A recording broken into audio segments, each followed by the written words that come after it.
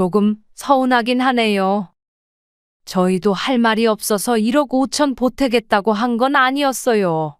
딸 보내는 입장에서 이것저것 따지고 보내고 싶지 않겠어요?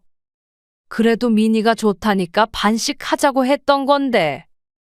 능력이 되면서도 안 해주는 건 또 다른 문제잖아요. 집을 뭐 새로 사달라고 하는 것도 아니고 있는 집을 그냥 아들네 쓰게끔 해달라는 게 그게 그렇게 힘든 일인가요? 저희 딸애만 사는 것도 아니고 사돈 아들이 사는 집인데 그 정도 선심은 쓸 수 있는 거잖아요. 또 집이야 남자 쪽에서 해오는 게 맞기도 하고요. 저희는 남자 쪽에서 집을 해가야 하는 건 이해가 되지 않는 부분이고요. 집이라도 구해보고 부족하다면 조금 더 보태줄 용의는 있지만 이런 식으로 20억 넘는 집을 내놓으라고 하시는 건 좀 불쾌하네요. 오늘 이야기 속 주인공은 61세 안명화 씨입니다. 그리고 그녀의 아들과 예비 며느리, 사돈에 관한 이야기입니다.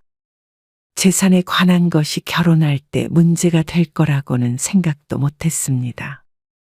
그저 아들이든 딸이든 결혼할 때 상대방과 뭐든 반씩 내면 갈등이 없겠거니 그렇게 막연하게 생각해왔을 뿐이었죠.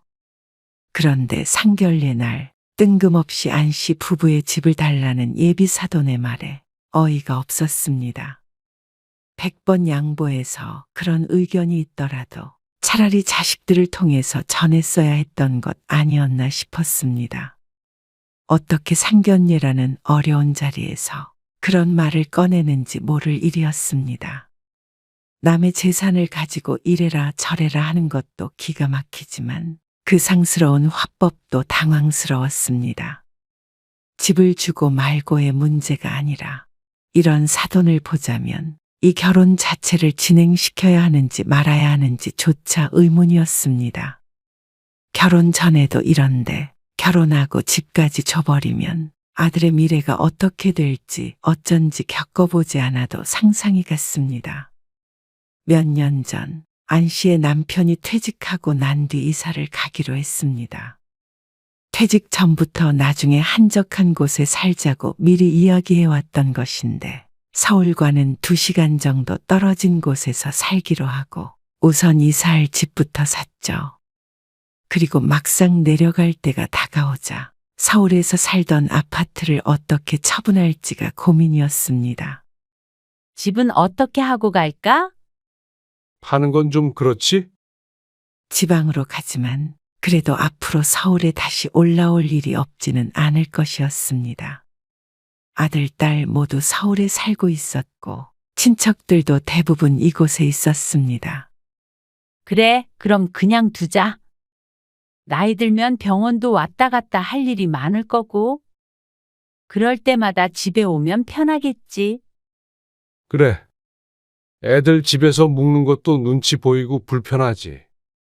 그리고 상황이 어떻게 될지 모르겠지만 한적한 삶이 지겨워져서 다시 서울로 올라오고 싶어질지도 몰랐죠. 어쨌거나 살던 집은 팔지 않고 두었습니다. 그리고 추후에 이용하는 게 목적이기 때문에 따로 세를 주지도 않았습니다. 그렇게 안 씨 부부는 서울에 있는 집을 놔둔 채로 이사를 했습니다. 그리 멀지는 않아도 서울에서 좀 떨어지니 무척 한가하고 좋았습니다. 안 씨는 자식이 둘이었습니다. 아들, 딸이 하나씩 있었는데 둘 다 좋은 직장에 다니고 있었고 독립해서 따로 살고 있었습니다. 아직 결혼도 하지 않은 상태였죠. 그런데 안 씨 부부가 이사한 지 얼마 안 됐을 때 아들과 통화를 하다가 집 이야기가 나왔습니다. 이직은 결정이 된 거야? 네. 그러면 전에 엄마 아빠 살던 집 근처네. 전부터 준비했던 건 알고 있었지만 아들은 다니던 회사를 그만두고 새로운 회사에 들어간다고 했습니다. 이사도 가야 해, 그럼? 네, 어차피 계약 기간도 끝나서 그렇게 하려고요. 회사 근처로 이사도 가야 한다는 아들의 말에 안 씨가 아들에게 선뜻 제안을 했습니다. 그러면 여기저기 알아볼 것 없이 일단은 엄마 아파트에서 지내. 아, 그래도 돼요? 그러면 저는 좋긴 하죠. 되지? 어차피 비워놨는데. 대신에 가끔 엄마 아빠 올라가면 그 집에서 잘 거니까 그게 괜찮으면 살아. 괜찮죠, 당연히. 딱 장가 갈 때까지만 살면 되겠네. 그렇게 할게요. 근데 장가는 갈 거지? 글쎄요. 언젠간 가겠죠. 그래서 아들은 안 씨의 집으로 이사를 했습니다. 남편도 흔쾌히 그렇게 하라고 허락을 했습니다. 그리고 그 뒤로 행사에 참석한다던가 서울에 올라갈 일이 있을 때는 종종 아들이 지내고 있는 그 집에서 묵었습니다. 아들과도 하룻밤 시간을 보내니 서로에게 참 좋았죠.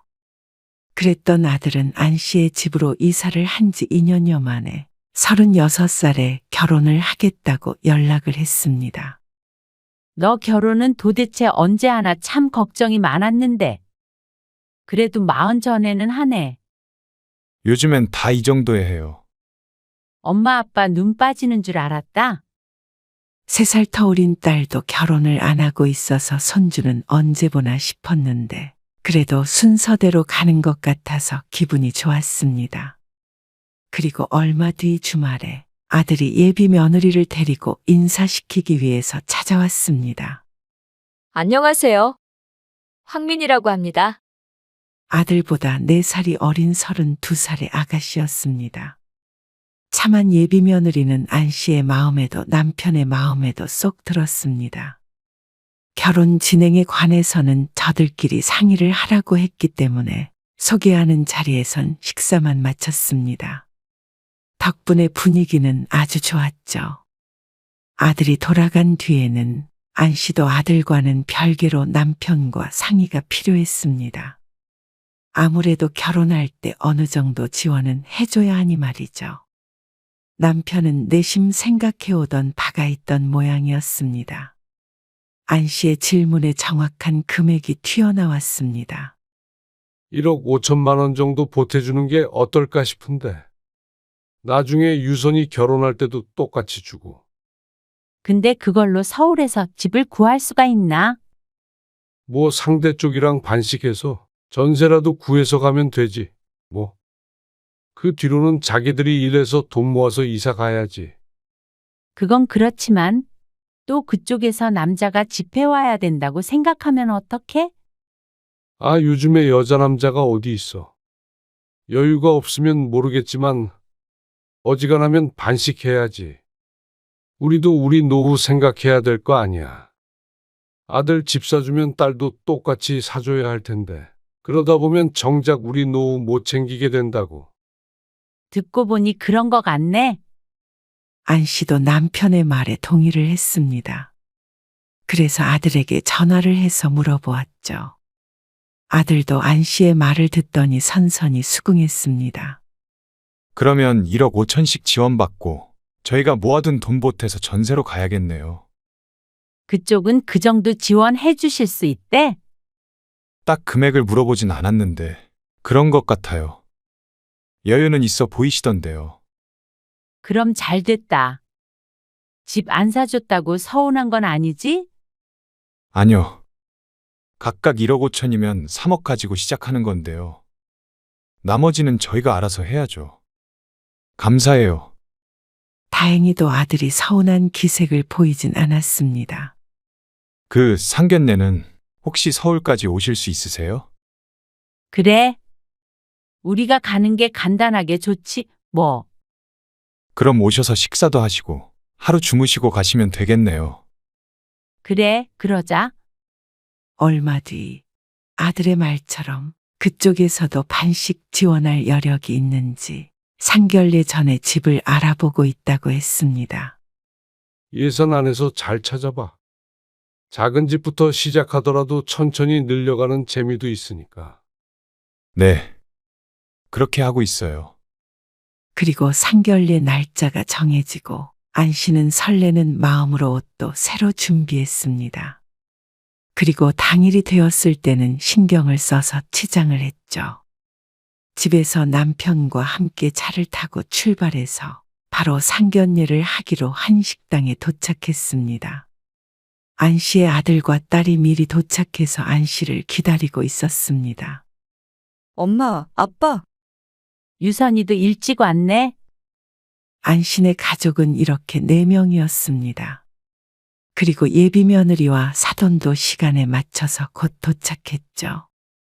첫째 딸이 있는데 갓난아기가 있어가지고 부득이하게 참석은 못했어요. 아, 예. 괜찮습니다. 곧 식사가 준비되고 안 씨 가족과 예비 사돈네는 편하게 대화를 나누었습니다. 저희가 허례허식 같은 거는 좀 안 좋아해요.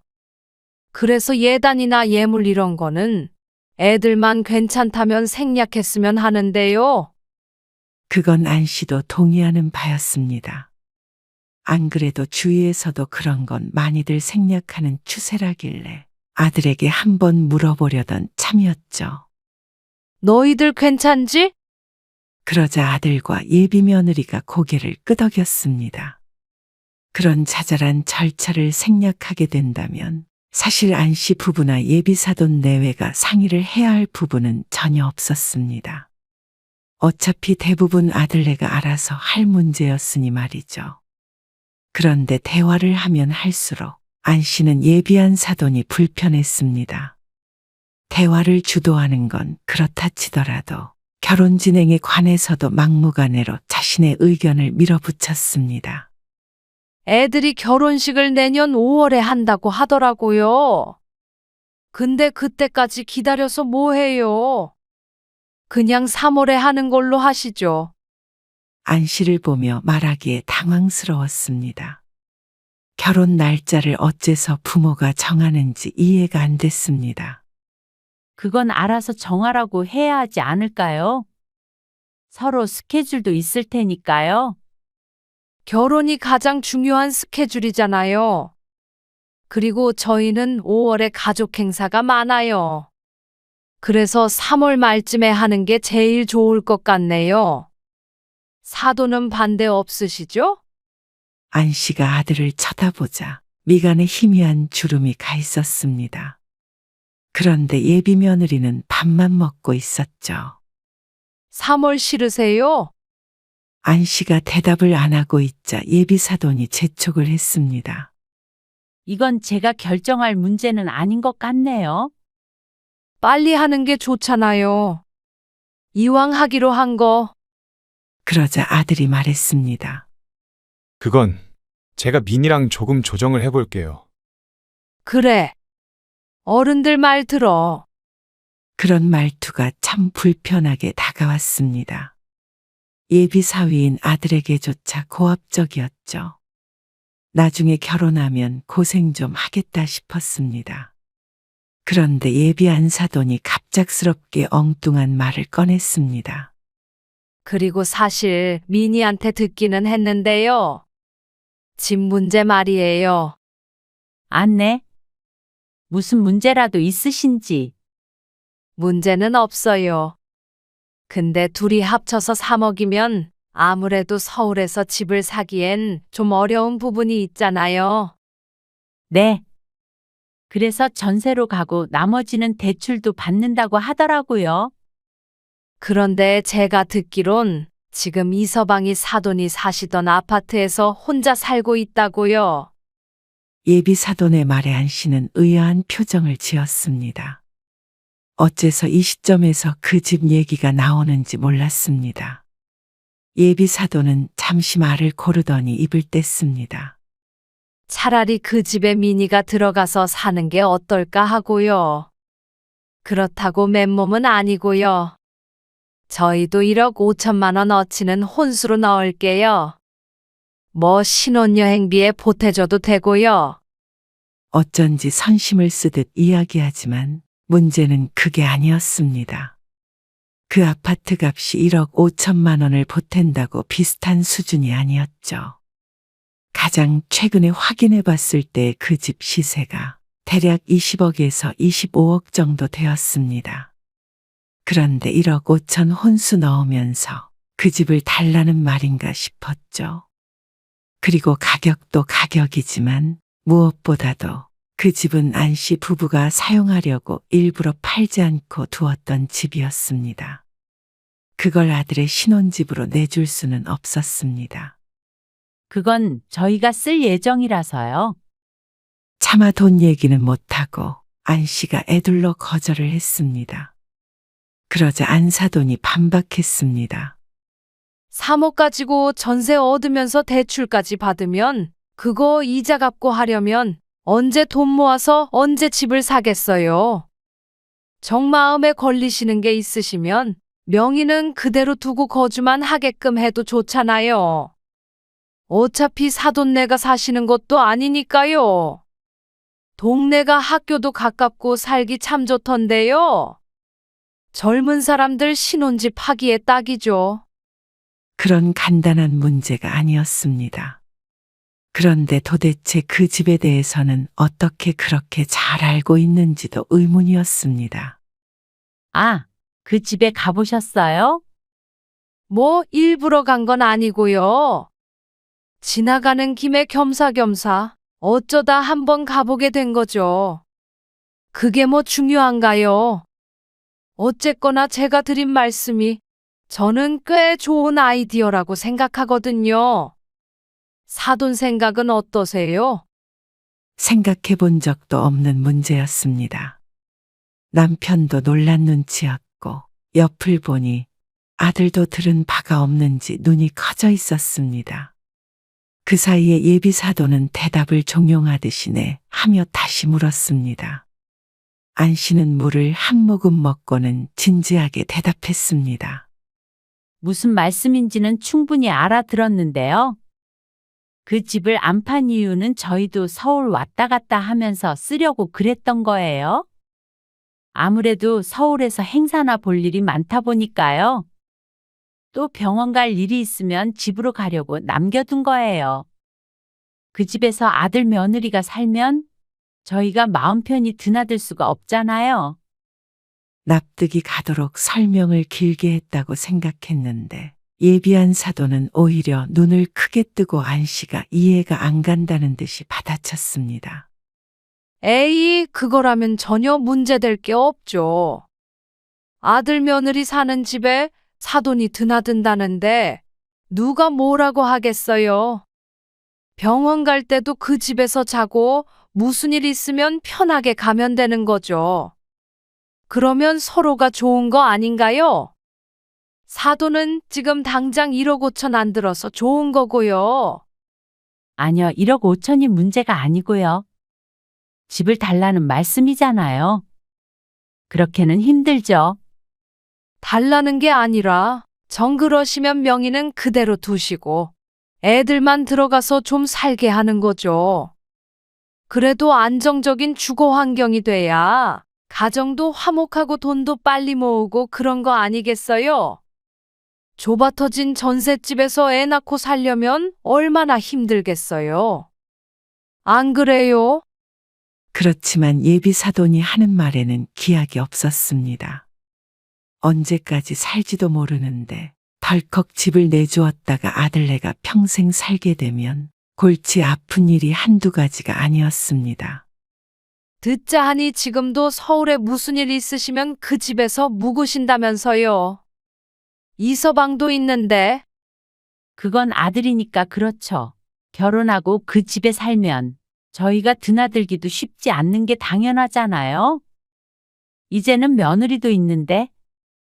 아이고, 저희 딸 그런 애 아니에요. 설마 며느리라고 눈치 줄까봐 그러세요? 얘 민이야. 너 안 그럴 거지? 예비 사돈이 예비 며느리를 바라보며 물었습니다.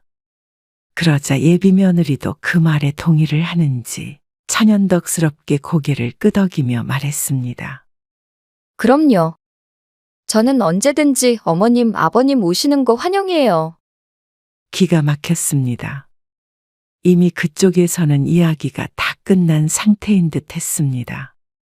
그 집을 이미 아들 집이라고 생각하고 있는 듯 했죠. 한두 번 거절해도 말을 듣지 않는 걸 보니 아주 작정을 하고 나온 것 같았습니다. 명의만 안씨 명이면 뭐하나 싶었습니다. 아들네를 살게 하는 순간 안씨 부부는 천덕꾸러기 취급을 받을 수도 있는 것인데 말이죠. 물론 예비 며느리가 그런 사람이라고 하는 게 아니라 그게 당연한 이치였습니다. 누가 신혼집에 부모님이 마음대로 왔다 갔다 하는 걸 반길까요? 그건 안씨도 불편할 것 같았습니다. 예비 사도는 지금은 일어나지 않는 일이니 쉽게 얘기할 수 있겠지만 사람 일이라는 게 그렇게 쉽게 돌아가는 게 아니었습니다. 그리고 문제는 그것들만이 아니었습니다. 안씨 부부의 노후 자금 중 가장 큰 게 그 집이었고 그건 아들도 딸도 짐작하는 부분이었습니다.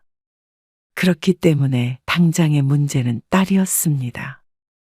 딸의 표정이 식당 안에 누구보다도 어두웠습니다.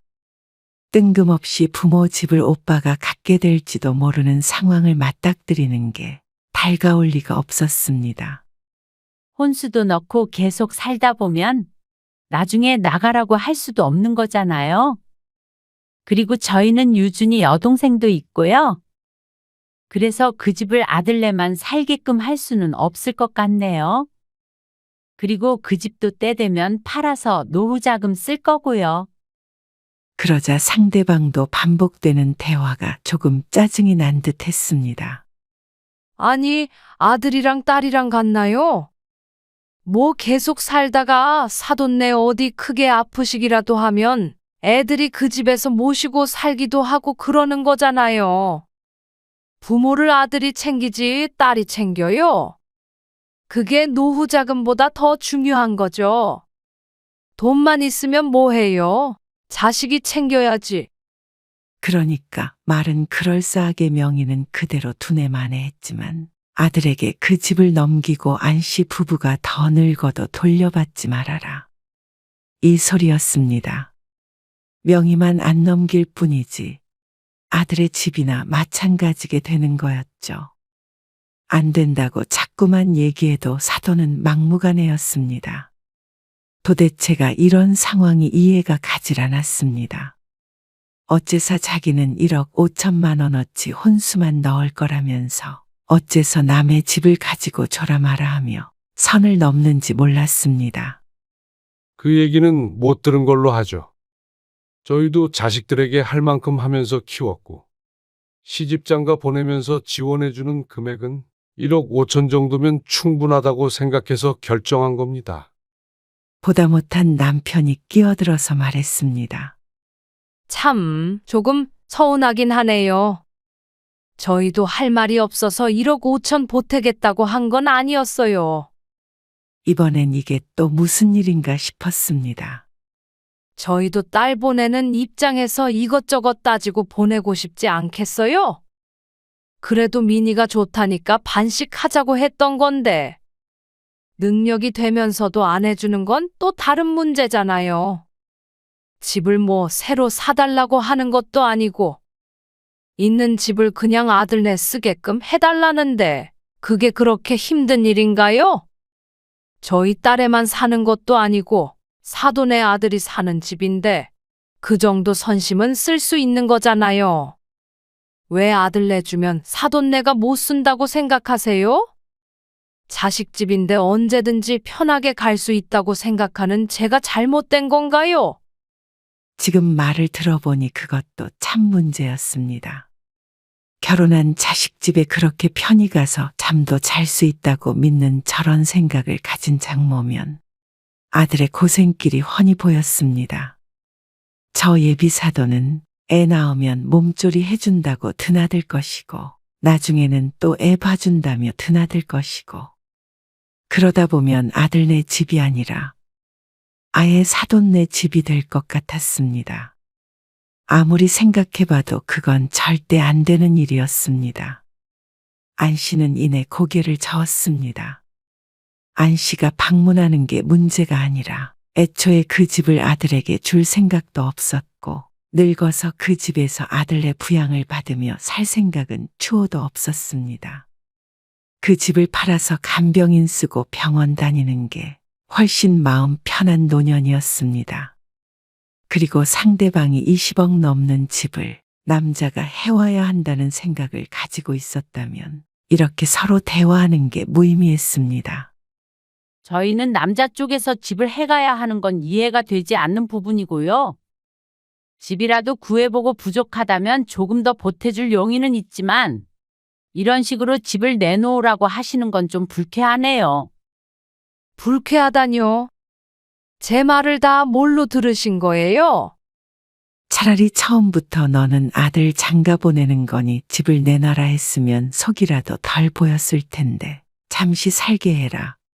명의는 돌아 어쩌고 저쩌고 하더니 결국 속내는 짐작한 대로였습니다. 그저 비싼 아파트가 탐이 났던 거겠죠. 예비 며느리도 친정엄마의 말에 동의를 하는지 말리지 않고 듣고만 있었습니다. 아들은 안 씨의 대화에 끼어들지는 못하고 표정이 시시각각 변했습니다. 하지만 어떻게 설득을 하고 협박을 해도 아닌 것은 아닌 것이었습니다. 집 뺏기고 아들 며느리 잃고 딸도 남이 되고 쓸쓸한 노후가 될 가능성이 있는 일을 안 씨도 남편도 전혀 할 마음이 없었습니다. 안 씨가 끝까지 거절을 한다면 과연 예비 사돈이 이 결혼을 진행시킬까 하는 의문이 들었습니다. 1억이 부족하다고 하신다면 저희가 2억을 지원하겠습니다. 그쪽에서도 2억 지원해 주시면 4억으로 대출 없이 작은 전셋집 하나 구해서 살면 되죠. 제 아들 능력 있어서 금방 벌 거예요. 이게 안 씨 부부가 양보할 수 있는 마지노선이었습니다. 하지만 안 사돈은 콧김을 씩씩 내뿜으며 흥분했습니다. 월급쟁이가 벌어봤자 얼마나 번다고 그러세요? 그래서 20억 넘는 집을 당연히 아들에게 줘야 된다는 말씀이신가요? 그 정도는 해주셔야 저도 딸 보내는 마음이 편하지 않겠어요? 사돈도 딸이 있으니까 그 마음 잘 아실 거 아니에요? 아니요. 저희는 딸한테도 딱 1억 5천만 내줄 거고요. 상대방도 똑같이만 해주면 상관 안 합니다. 그러자 예비 사돈이 탐탁치 않은 표정을 지었습니다. 1억 5천 받기 싫다고 하셔도 그 집은 안 되겠네요. 이 결혼이 엎어져도요? 참, 이 결혼은 이제 안 씨가 다시 생각해야 할 것 같았습니다. 안 씨는 아들을 돌아보면서 물었습니다. 너는 어떻게 생각해? 미리 이야기가 됐던 거야? 아니요. 전 3억으로 구할 수 있는 전세 알아보고 있어서요. 너도 그 집이 탐나니? 뭐라고요? 탐이라뇨? 사람을 이상하게 만드시네. 안 씨는 예비 사돈의 말은 못 들은 척하고 아들만을 바라보았습니다. 아니요. 물론 사람인 이상 공짜로 비싼 집이 생긴다면 탐이 안 날 리는 없었습니다. 하지만 아들은 적어도 예비 사돈보다는 똑똑한 듯 했습니다. 탐난다고 받을 수 있는 게 아닌데 지원해 준다고 할 때 1억 5천이라도 받는 게 현명했죠. 저는 그 집 안 주셔도 돼요. 오빠, 예비 며느리가 불만스럽게 아들을 불렀습니다. 그런데 이제 1억 5천이고 뭐고? 엄마는 이 결혼 반대다. 그러자 예비 사돈이 버럭 소리를 질렀습니다. 뭐라고요? 아니, 얘기로 잘 풀어볼 수 있는 문제를 갖다가 파혼 얘기까지 하셔야겠어요? 얘기로는 잘 풀 수가 없을 것 같아서 그런 거예요. 그러면 저희가 지원을 안 해줘도 저희 아들하고 결혼시킬 건가요? 그러자 안 사돈이 어버버하며 대답을 못했습니다. 저 이러지 마시고 서로 생각을 정리할 시간을 갖는 게 좋을 것 같아요. 가만히 있던 예비 며느리가 말을 했습니다. 그러자 이번에는 아들도 한마디 보탰죠. 생각할 시간이 뭐가 필요한 거야? 나랑 얘기 다 끝났었잖아. 그 집 때문에 그래? 그게 아니고 예비 며느리가 우물쭈물하자 예비 사돈이 갑자기 정색을 하며 말했습니다. 참 어른 욕심에 괜히 애들 사이도 틀어지게 이게 뭔가요? 그건 안 씨가 할 소리였습니다. 솔직히 이서방이 좋은 아파트에서 살고 있다는 말에 저희도 그 부분에 가장 후한 점수를 줬어요. 당연하죠. 그거 아니었다면 저희도 딸내미를 최소 의사한테는 보냈을 거예요. 그런데 살지도 않는 집을 애들이 살게 하는 것도 싫다고 하신다면 어떡하나요? 그건 순전히 사돈네 욕심인 거죠. 그 집 없으면 거리에 나앉는 것도 아니고요. 정말이지 대화가 되지 않는 여자였습니다. 다른 건 몰라도 의사와 비교하며 자신의 아들을 깎아내리는 소리에는 열불이 났습니다. 의사랑 결혼을 시킬 수 있었다면 진작에 시키셨겠죠. 그건 그쪽 능력 문제 아닌가요? 남의 잘난 아들 흉볼 생각하지 마시고요. 그쪽이나 챙기세요. 결국엔 그쪽은 1억 5천밖에는 못 보탠다는 소리잖아요. 그래놓고 왜 남의 집 가지고 감나라 배나라예요? 그 집 사는데 한 푼이라도 보태주셨어요? 이런 결혼은 제 쪽에서 사양할 거예요. 뭐라고요? 못 들으셨어요? 제가 이 결혼 절대 반대라고요. 혹시라도 그래도 제 아들이 결혼한다고 해도 저희는 1억 5천이 아니라 1,500만 원도 못 주니까 그 점은 알고 계시고요. 참, 적반하장이 따로 없네요. 남들에게 물어보세요. 내가 무리한 요구를 한 건가? 남들에게 물어보고 말고 할 것도 없이 저희 입장에서는 말도 안 되는 얘기예요. 도대체 몇 번을 말해야 하는지 입만 아프네요.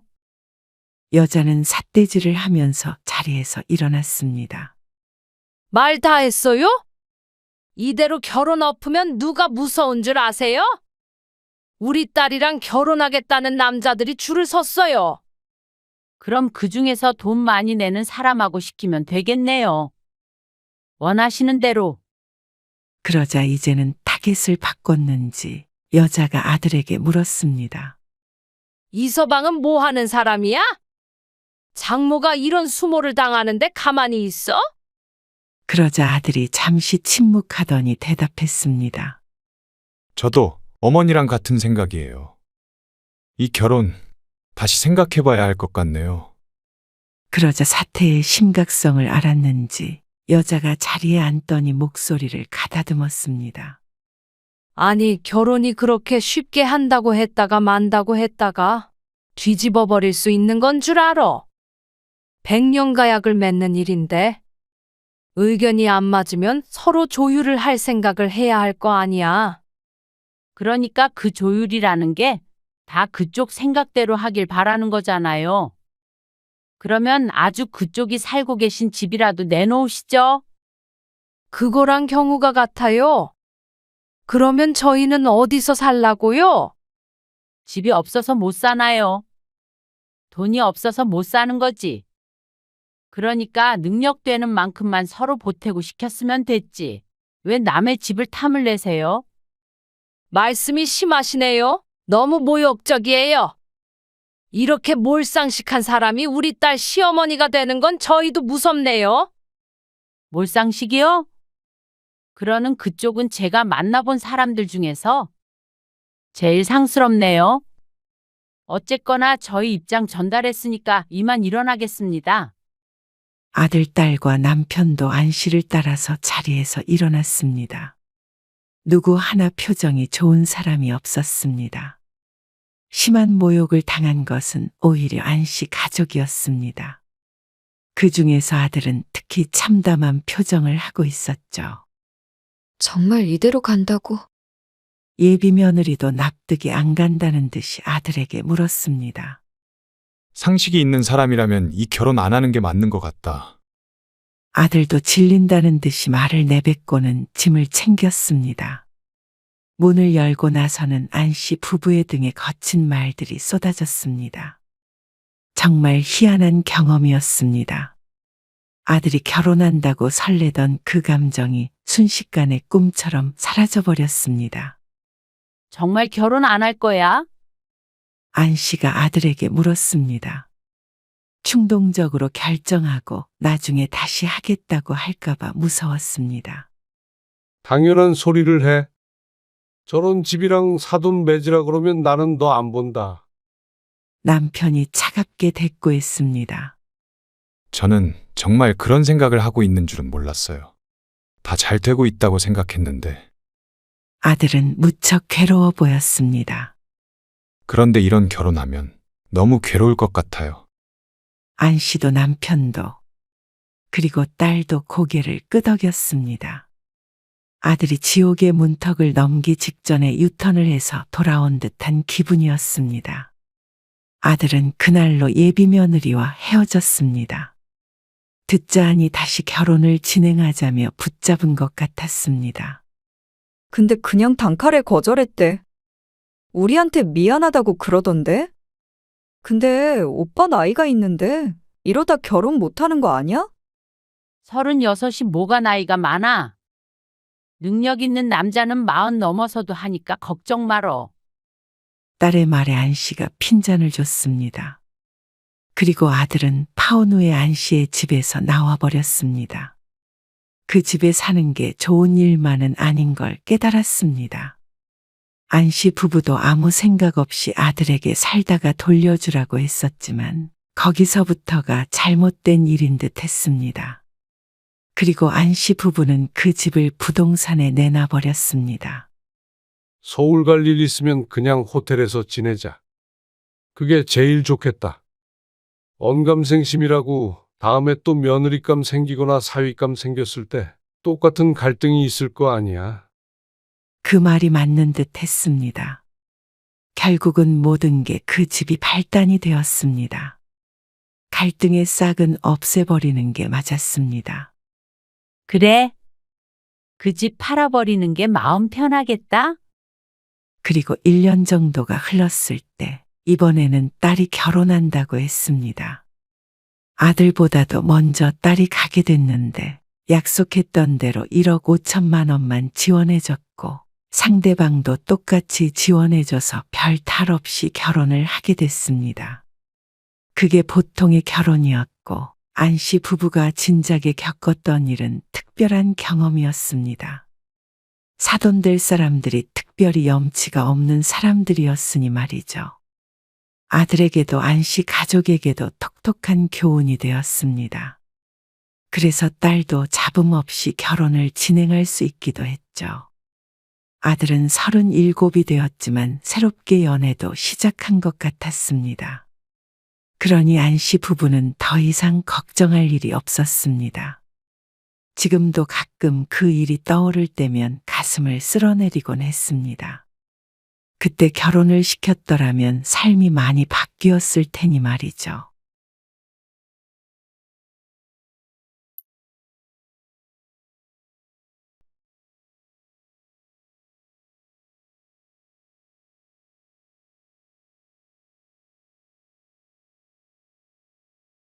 엄마 아빠는 둘밖에 없으니까 이렇게 넓은 집이 굳이 필요할까 싶어. 우리는 애들 때문에 오히려 넓은 집이 필요하고 거리도 멀지 않으니까 엄마랑 바꿔서 살면 어떨까 해. 뭐? 집을 바꾸자고? 뭐 명의는 일단 그대로 둬도 되고 식구 많은 사람이 넓은 집 살고 적은 사람이 작은 집 살면 좋잖아? 합리적이고. 합리적? 말도 안 되는 소리 하지 말어라. 아니 이게 뭐가 말도 안 돼? 넓은 집이 필요하면 너희가 돈을 모아서 늘릴 생각을 해야지. 어떻게 부모가 살고 있는 집을 내놓으래? 아니 내놓으라는 게 아니라 바꾸자는 거지. 그게 말이 되니? 그럼 우리 넷이서 그 작은 집에서 북적북적 사는 건 엄마 아빠는 불쌍하지도 않아? 오늘 이야기 속 주인공은 59세 정유숙 씨입니다. 그리고 그녀의 딸과 사위에 관한 이야기이죠. 딸의 너무나도 당당한 요구에 얼이 빠졌습니다. 결혼 전에는 하나밖에 없는 딸, 부족함 없이 키우고 싶어서 물심양면으로 지원했습니다. 그건 정 씨보다도 남편이 더했습니다. 딸이라면 껌뻑 죽었죠. 그래서인지 정 씨의 딸은 결혼 후에도 부모 등골을 빼먹는 것에 대한 일말의 죄책감도 없었습니다. 부모와 함께라면 단 한 번도 지갑을 여는 법이 없었는데 공교롭게도 그건 사위도 마찬가지였습니다. 정 씨 부부의 지원으로 시작한 신혼생활이었는데 끝까지 자신들의 노력 없이 부모 덕을 보려는 행동에 질려버렸습니다. 그러다 결국엔 사줬던 집도 좁다며 넓은 정신의 집과 바꾸자는 딸과 사위.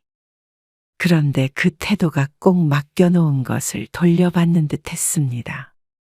그동안 해달라는 것을 다 해주니 오히려 고마움을 모르는 딸과 사위에게 정 씨도 더 이상 더 뒷바라지는 하지 않기로 결심했습니다. 정 씨의 남편은 외동딸인 임정아를 끔찍하게 아꼈습니다. 임신 초기 때부터 딸 타령을 했는데 딸을 낳으니 세상을 다 가진 듯 했죠. 그래서 정 씨보다도 유별나게 딸을 공주처럼 키웠습니다. 딸은 미대를 나와서 유아 미술학원을 차렸습니다. 그리고 딸이 결혼하겠다고 데리고 온 사람은 대기업에 다니는 청년이었죠. 예비사위의 직업은 좋았지만 사돈네는 넉넉한 편이 아니었습니다.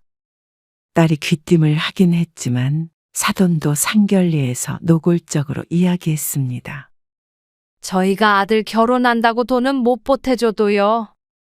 나중에 부모 부양할 일은 없을 거예요. 아, 그러세요. 도와주진 못해도 부양해달라고도 안 하는 게 다행이라고 생각해야 하는 것인지. 돈이 있으면 해주겠지만 없는 걸 어쩌겠어요. 그런데 저희 아들이 그러는데 그쪽에서 집을 해주신다고요. 아, 네. 사정 얘기를 들어서 그래도 집 한 채는 있는 상태로 결혼 생활 시작하는 게 좋잖아요. 그건 그렇죠. 그렇게만 해주신다면 저희야 감사하고요. 이미 딸과도 이야기가 다 된 바였습니다. 그래서 아파트도 알아보고 있는 상태였습니다. 사돈은 상결례 때 했던 말대로 결혼에 일푼도 보태지 않았습니다.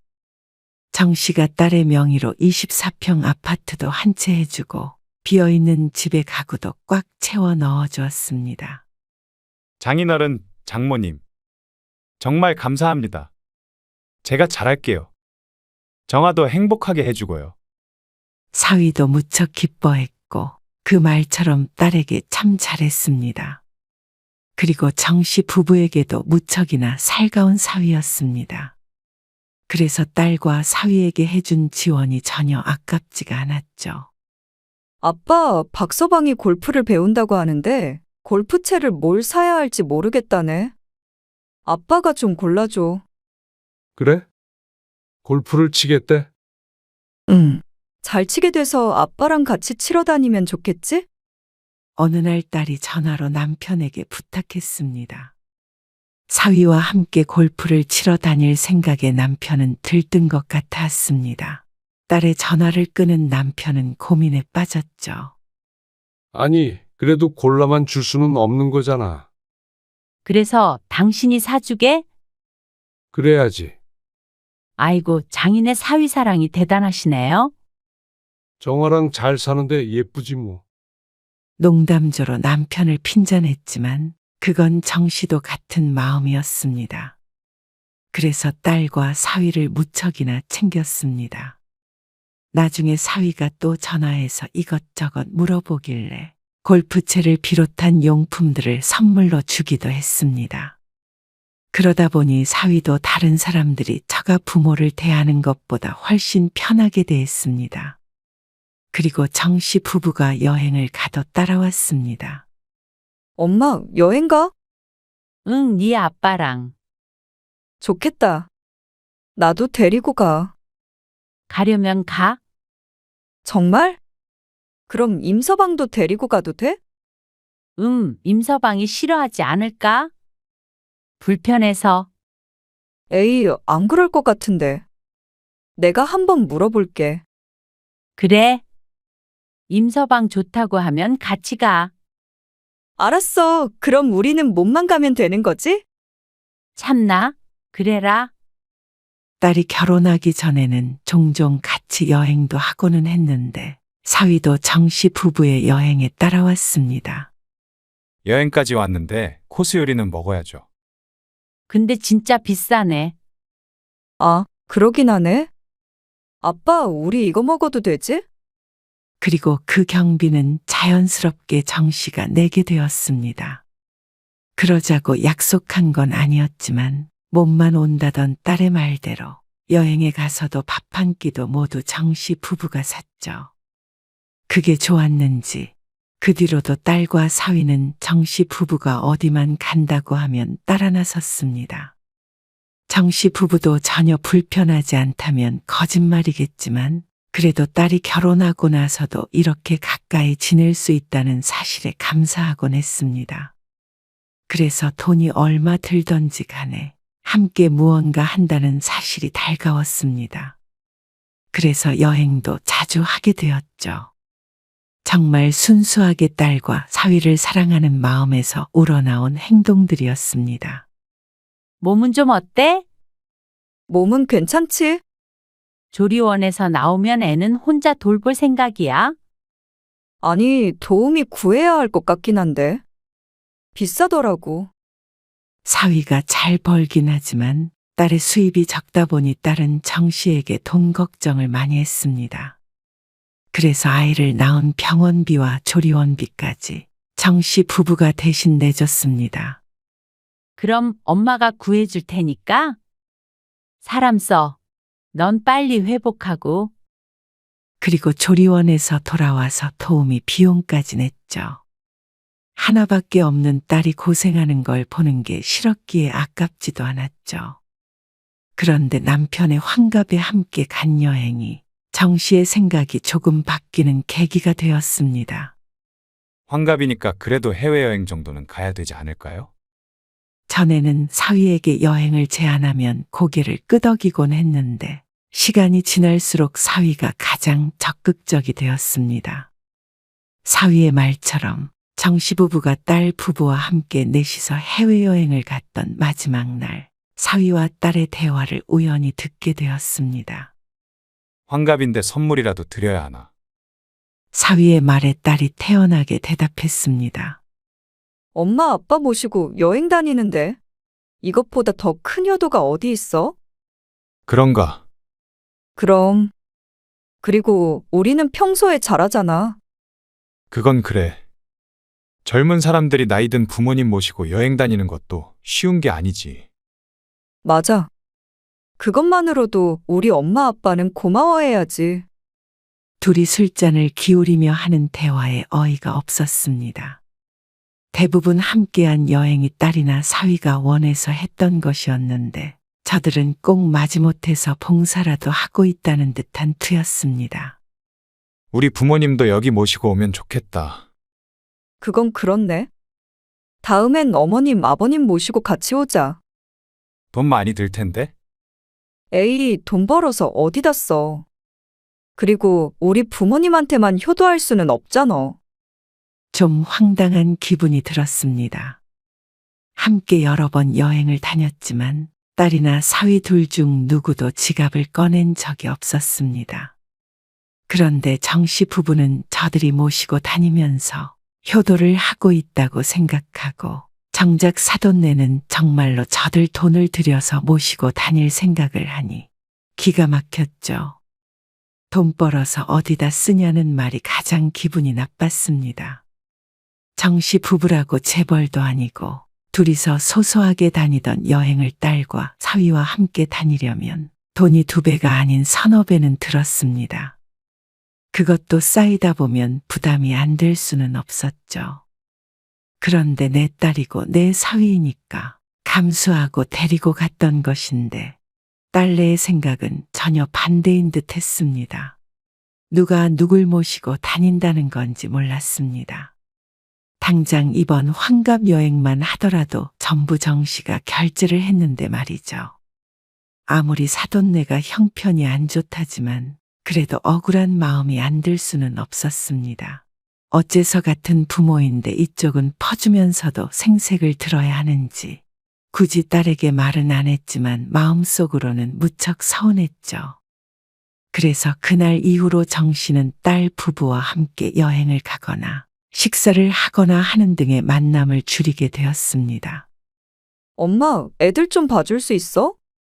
다다음 주에 임서방이랑 결혼기념일이라 둘만 놀러 좀 다녀오려는데? 주말에? 엄마 아빠 그때 여행 가기로 했어? 뭐야. 그러면 차라리 같이 가. 아냐. 엄마 아빠도 오붓하게 둘만의 시간 좀 보낼게. 뭐야. 어디로 갈 건데? 글쎄, 아직 모르겠네. 같이 가지. 우리만 빼놓고 좋은 데 가려고 그러는구나? 근데 이렇게 한 발짝 떨어져서 바라보니 딸과 사위가 정씨 부부를 어떻게 생각하는지 알 것 같았습니다.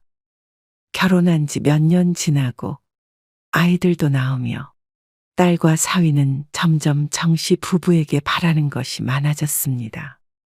은근히 이거 해달라 저거 해달라, 뭐가 갖고 싶다, 어디 가고 싶다 하며 말이죠. 그저 예뻐 보였을 때는 생각 없이 그러자 했겠지만 정 씨도 자식에게 콩깍지가 벗겨지고 있었습니다. 그러던 어느 날 어버이날이라며 딸에게서 전화가 왔습니다.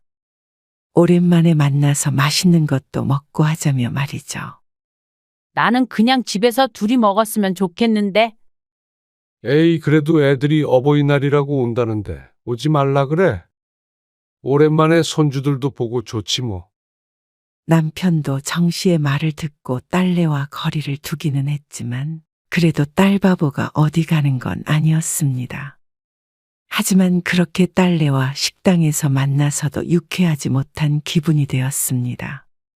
어느새 아이가 둘이나 되었는데 사위가 은근슬에 정 씨에게 말했습니다. 애가 둘이라 차가 작긴 작네요. 짐만 좀 넣어도 차가 꽉 차요. 아, 그래? 보통 크기 아닌가? 경차도 아니잖아. 애 둘이면 요즘은 다들 카니발 같은 거 타고 다니더라고요. 천장 높은 거 있잖아요. 아, 본 적은 있는 것 같네? 그럼 사면 되잖아. 차 오래 타지 않았어? 그렇죠. 6년 탔나, 7년 탔나. 근데 좀 가격이 있더라고요. 근데 큰 차가 좋긴 하지. 애들 때문에. 그러면서 둘이 계속 큰 차 타령을 했습니다. 그럼 사면 되잖아. 남편이 대답하자 사위가 고개를 저었습니다. 에이, 집도 좁아서 넓혀야 하는데. 차를 새로 사면 다달이 나가는 돈이 크죠. 젊은 사람들 대부분 집 대출 이자 내느라 힘들어하는데 딸내는 다 갖춰놓고 시작했으면서도 앓는 소리를 했습니다. 근데 내 차도 오래되긴 해서 둘 중 누구든 바꿀 때 되긴 했어. 그러니 뉘앙스가 꼭 사달라는 것만 같았습니다. 정 씨는 그걸 알고도 모른 척 해버렸습니다. 사고 싶으면 사. 그러자 딸과 사위가 어쩐지 실망스러워하는 표정을 지었습니다. 누가 사주면 딱 좋겠네. 지난번에 지나가는 말로 들으니 사돈 내는 딸이 안마의자도 사줬다던데 정 씨 부부는 꼭 딸 부부의 ATM 기계라도 된 것 같은 대접이었습니다. 그러다 보니 점점 딸과 사위에게 정남이가 떨어지려고 했죠. 딸은 남편을 간절하게 쳐다보았지만 남편도 이번만큼은 딸을 외면했습니다. 정 씨가 딸 부부와 여행도 안 가는 이유를 알고 있었기 때문이었죠. 식사를 마치고 일어나는데 버릇처럼 먼저 일어나서 나가버리는 딸과 사위. 남겨진 정 씨는 계산서를 들고 한숨을 쉬었습니다. 어버이날마저도 부모에게 얻어먹는 딸에게 실망스러웠습니다. 정 씨가 그렇게 키웠으니 이렇게 컸겠지만 그래도 씁쓸한 기분은 어쩔 수가 없었습니다. 사위도 딸과 마찬가지였습니다. 결혼 초에만 하더라도 이런 때에 나서서 계산하곤 했던 사위는 시간이 지나자 정 씨에게 얻어먹는 게 당연해져 버렸죠. 정아야, 어버이날에 밥 먹자고 왔으면 너희가 계산해야지. 아, 우리가? 당황하는 딸의 모습을 보니 헛웃음이 나왔습니다. 그러면 어버이날인데 엄마가 사? 임서방 27만 원 나왔네. 소고기가 비싸긴 해. 아, 저희가 내야죠. 제가 계산서 챙기는 걸 깜빡했네요. 민망한 웃음을 지으면서 정 씨에게서 계산서를 받아든 사위를 보며 딸이 인상을 찌푸렸습니다. 사고 싶던 차도 못 사고 밥값마저 계산하게 하니 서운한 표정도 지었죠. 그동안 정 씨 부부가 베푼 모든 것을 당연한 것으로 여기는지 몰랐습니다. 그리고 그건 약 한 달 뒤에 딸이 정 씨를 찾아오고서 가장 크게 느끼게 되었습니다. 정 씨 또한 참 딸을 잘못 키웠다고 생각했죠. 어쩐 일로 왔어? 주말에 남편과 함께 집에서 쉬고 있는데 딸이 연락도 없이 갑작스럽게 찾아왔습니다. 아, 엄마 아빠 얼굴도 볼 겸. 예전 같았으면 버선발로 반겼을 딸을 정 씨는 어쩐지 시큰둥한 표정으로 맞았습니다. 왔냐? 밥은 먹었니? 아직 안 먹었어. 배고프다. 엄마가 해준 밥 먹고 싶네. 딸을 여전히 사랑하지만 딸의 방문이 전보다 덜 반가운 건 사실이었습니다. 마침 점심을 먹으려고 하던 참이었기 때문에 정 씨는 딸의 목까지 함께 차렸습니다. 애들은? 임서방이 보고 있지. 근데 정말로 왜 온 거야? 식사를 하며 이런저런 이야기를 하는데 딸이 말하기 어려운 용건이 있는지 자꾸 뜸을 들였습니다. 왜 그러는데? 무슨 일 있어? 그러자 남편이 걱정스러웠는지 숟가락을 내려놓고 물었습니다. 딸도 남편을 따라서 식사를 멈추고 말을 골랐습니다. 엄마 아빠도 알다시피 우리 집이 좀 좁잖아. 딸이 결혼할 때 사준 24평 아파트를 말하는 것이었습니다.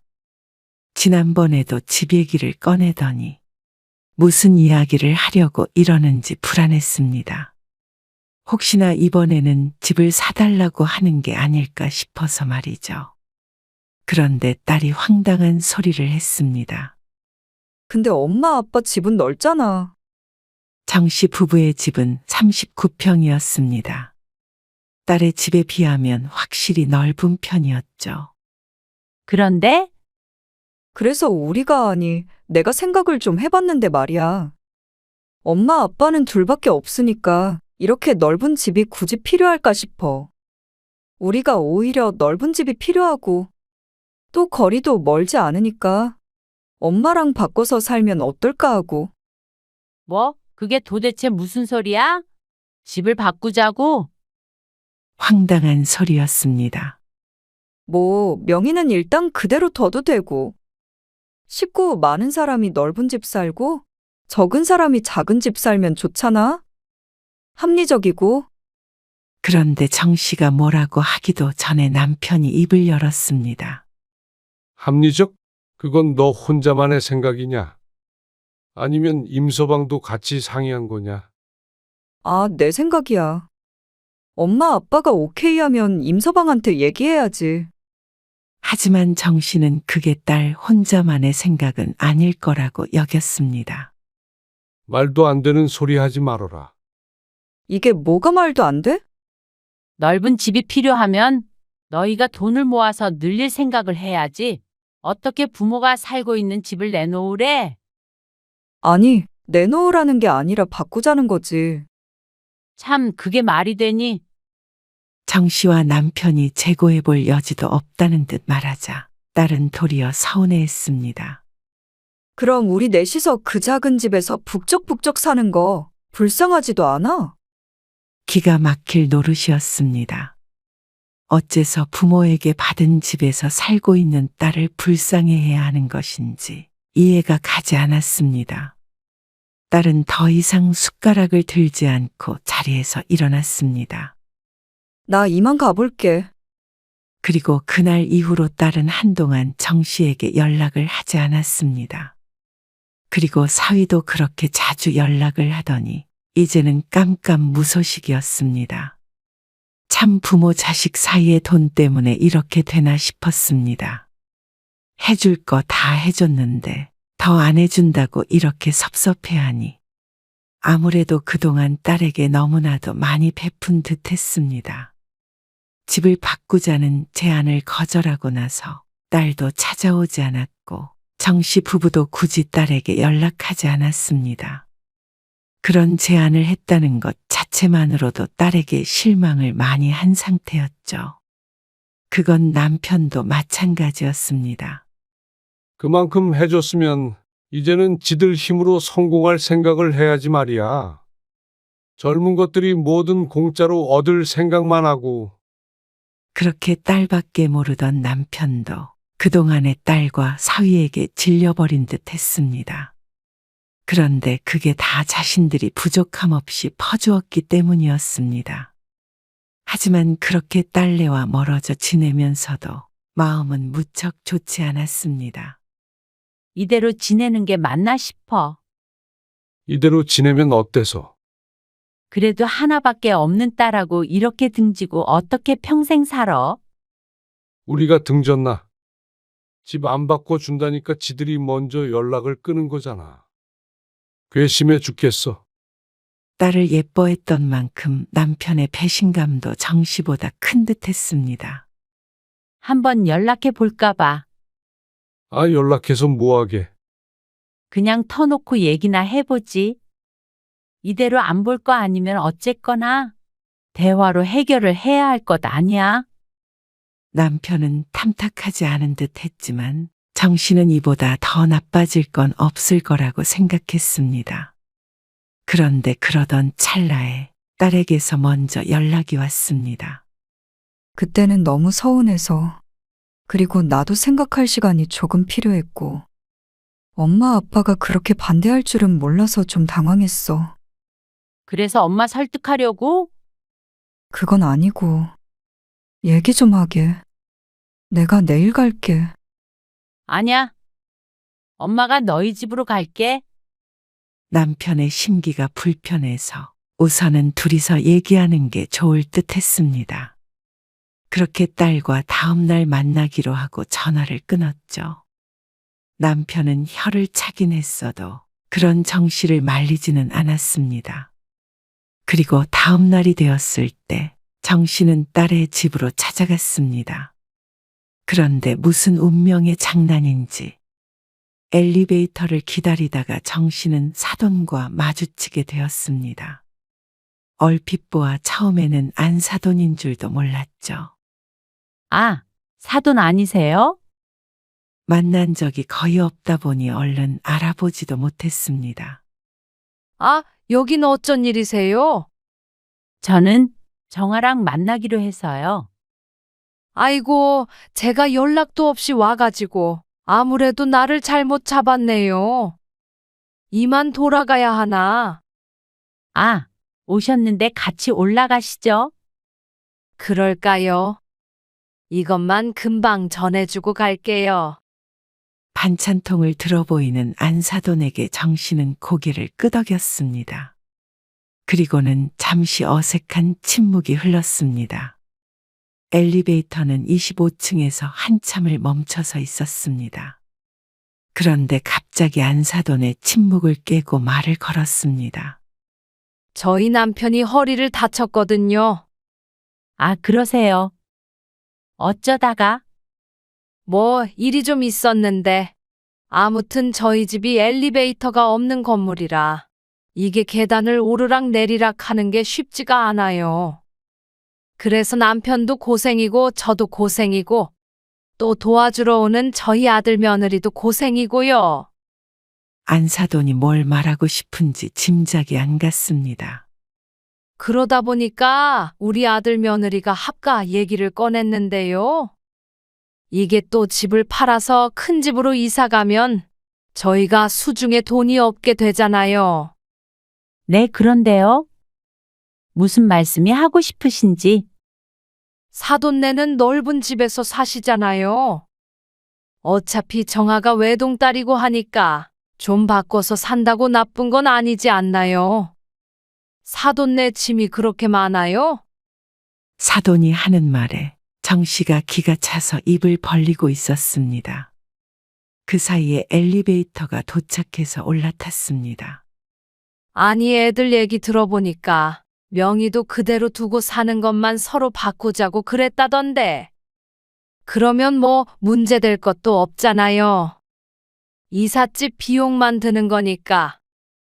좋은 게 좋은 거니까 사돈도 좀 달리 생각해 보세요. 어차피 물려줄 집인데요, 뭐. 아니, 그러니까 사돈이 애들이랑 합가하실 계획인데 저희 집에서 사시겠다는 말씀이잖아요. 말을 하자면 그렇죠. 집을 바꾸고 말고는 딸하고 저희 문제이고요. 합가는 상관없지만 이러는 건 경우가 아닌 것 같네요. 애들 얘기 들어보면 그것도 다 맞는 말 같던데. 사돈이 좀 욕심을 버리시는 게 어쨌거나 그 얘기 하러 오신 거면 저는 안 들어가고 돌아가 볼게요. 이것 좀 전해주세요. 그러더니 엘리베이터에서 내리지 않고 반찬통을 정 씨에게 떠안겼습니다.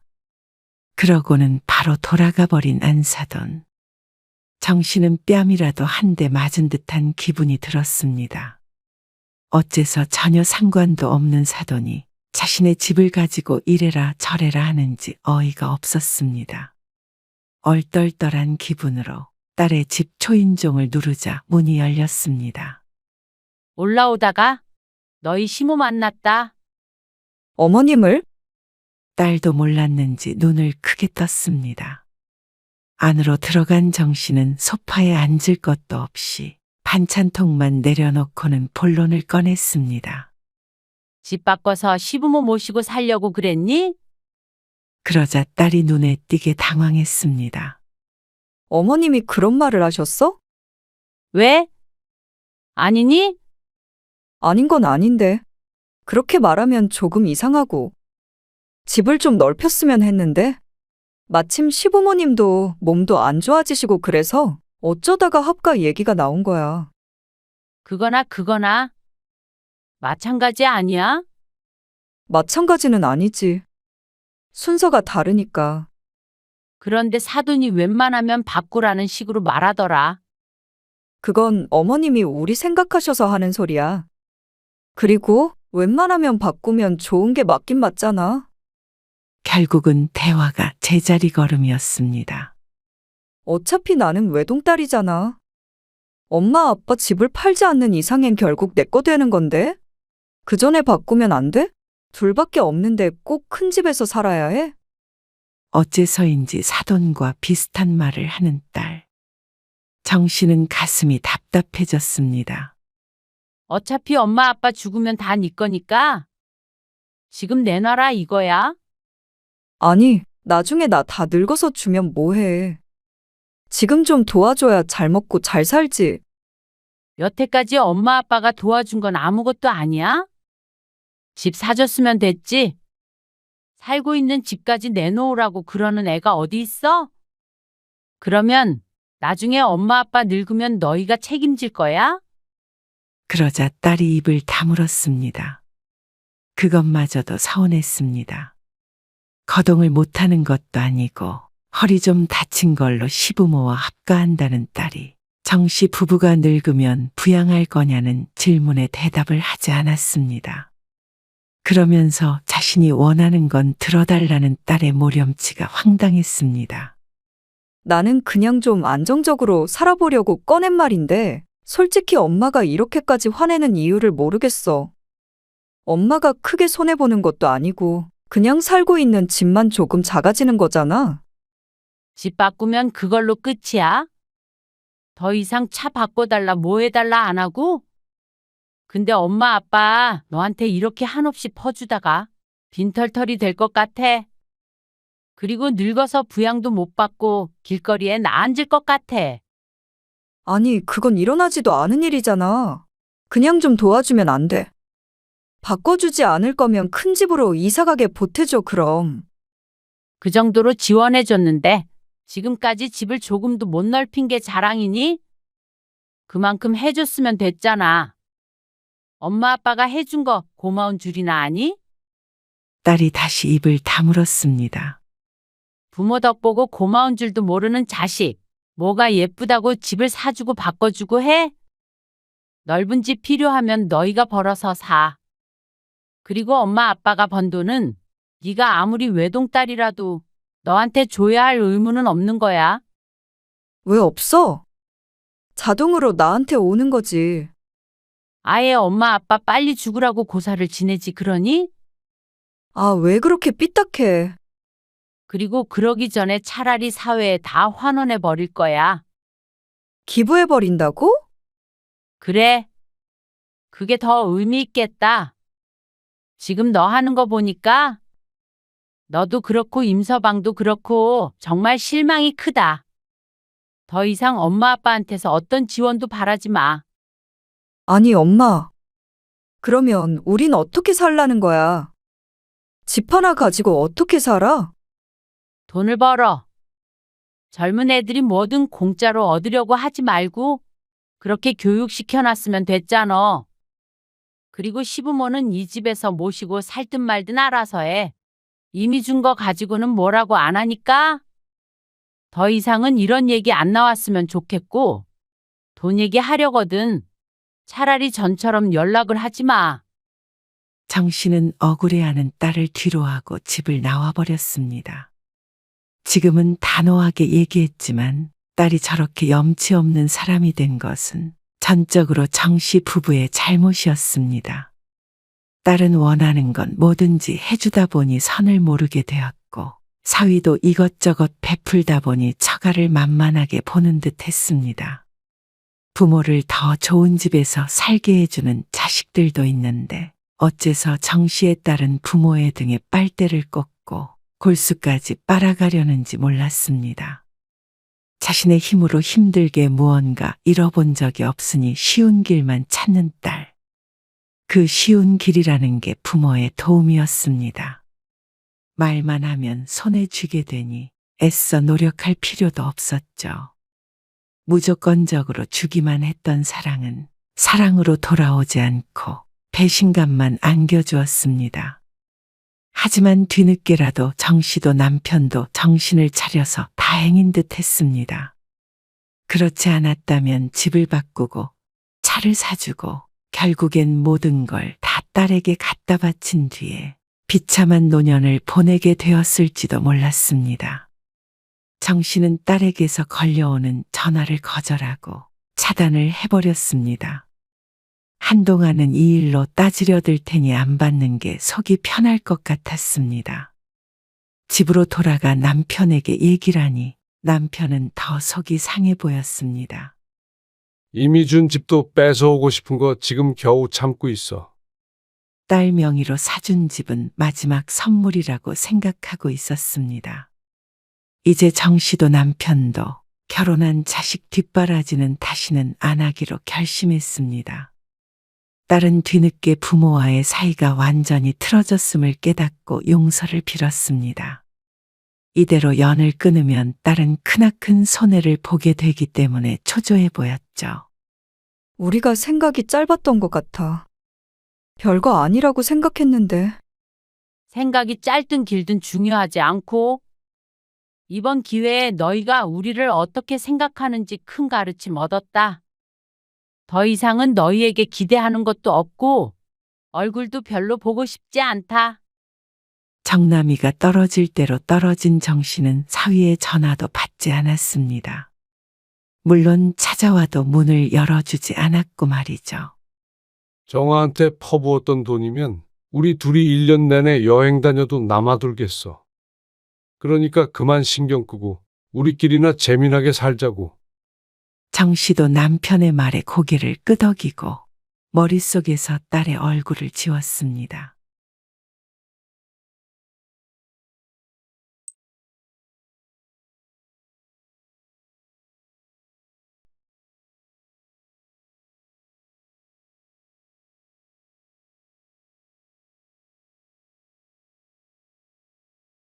아, 돈이요. 저희가 요즘 사정이 좀 안 좋아요.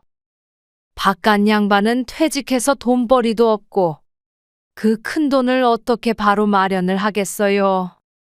바로가 아니라 벌써 1년이 다 돼가요. 당장에 몇 천이 어디서 나냐고요? 그렇다고 이렇게까지 전화를 해서 따지셔야겠어요. 아니, 따지는 게 아니고요. 있는 사람이 좀 베풀면 어때서요? 사돈끼리 돈 가지고 이러시는 거 정말 아니죠? 사돈에게 전화했다는 사실을 안 아들은 어머니를 비난했습니다. 아니, 장모님한테 전화하셨어요? 그래, 도대체 왜 그러셨어요? 그러면 제 입장이 뭐가 돼요? 그동안 네 입장 생각하느라 참은 거야.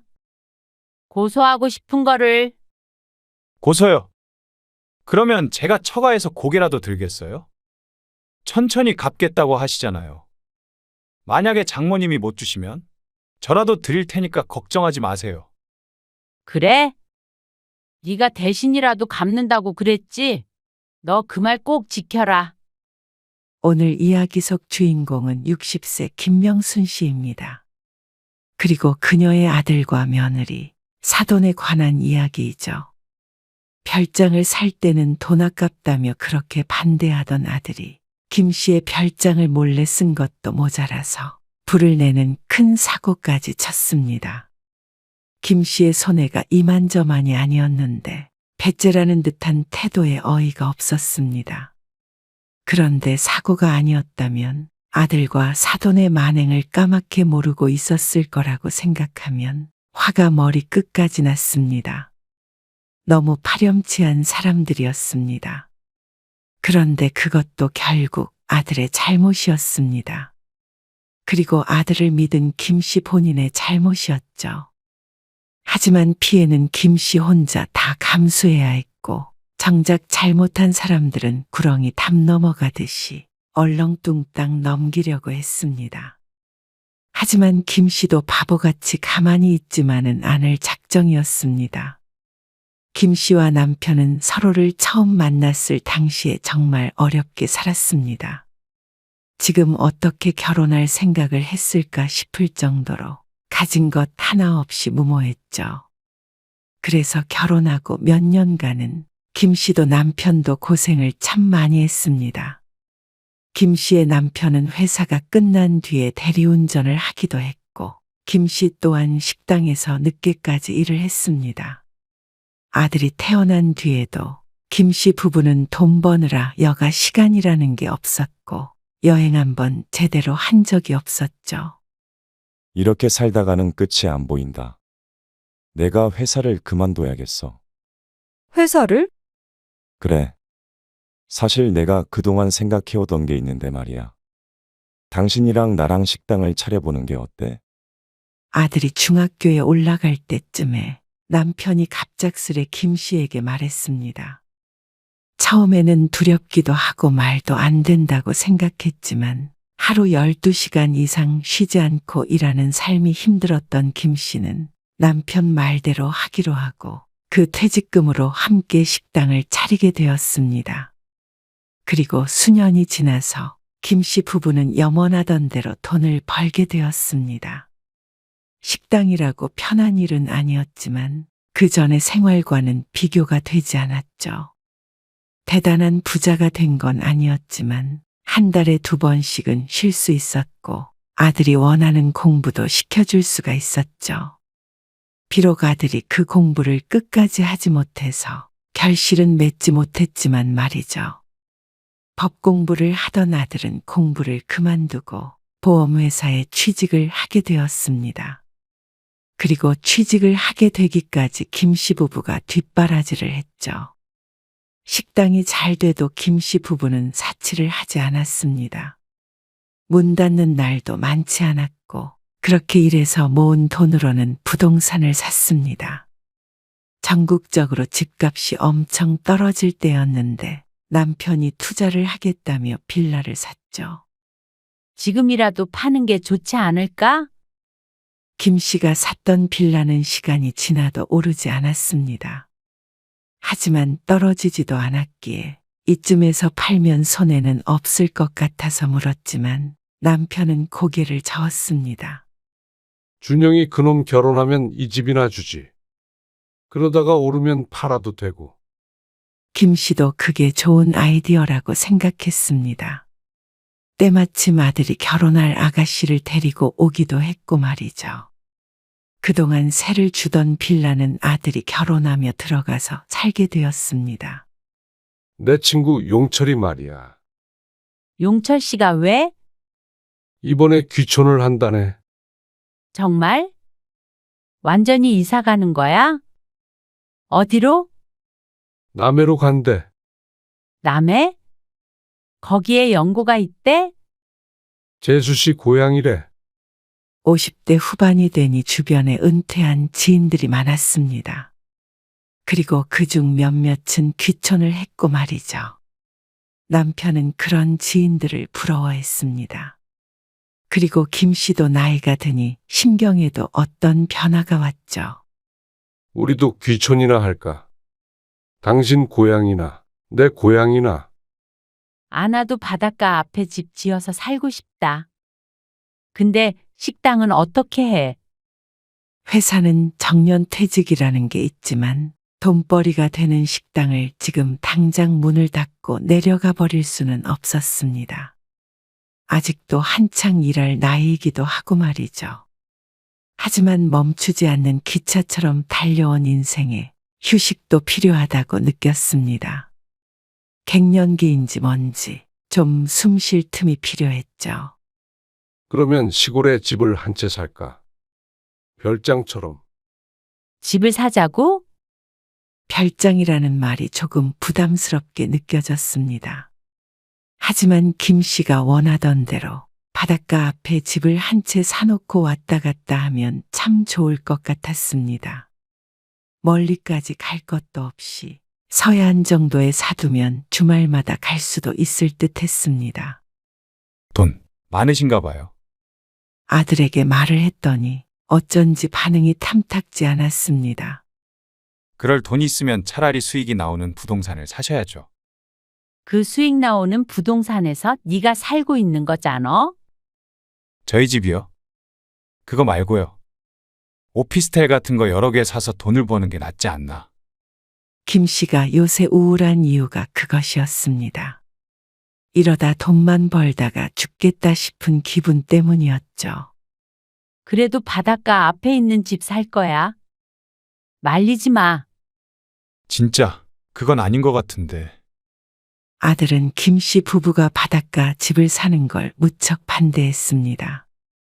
하지만 김 씨는 개의치 않았습니다.